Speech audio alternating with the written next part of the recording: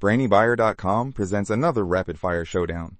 We crunch the specs, you make the call. Subscribing is the easiest way to keep this channel independent and data-driven. Hey, I'm looking at these two portable grills, the Nexgrill Fortress and the Weber Q2200. What do you think? Oh yeah, I've seen those. Both are pretty popular. What are you mainly looking for in a portable grill? Well, portability is key, and I want something that heats up quickly and cooks evenly. I also want enough space to cook for a small group, maybe 4 people.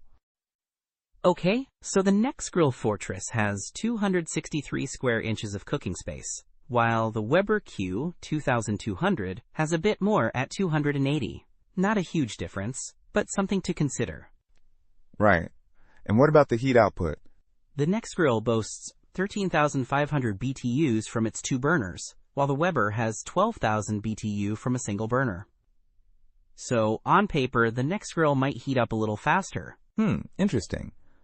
Does that mean the Nexgrill is better at searing? It could be, but the Weber is known for its even heat distribution. Plus, it has porcelain enameled, cast iron cooking grates, which are great for heat retention. The Nexgrill also has cast iron grates. Good point. What about features? The Nexgrill mentions a 2-in-1 griddle and grill combo. Yeah, that's a nice touch. The Weber, on the other hand, has folding side tables, which are super convenient for prepping food. It also has electronic ignition and a built-in thermometer. Okay, so both have a thermometer. The side tables are a plus for the Weber. What about cleaning?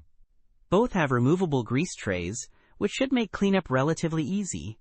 Customers say the grease trap on the Nexgrill is super sweet to clean. And what about size and weight? I saw the Weber is heavier. Yeah, the Weber is about 42.5 pounds, while the Nexgrill is lighter at 28.7 pounds.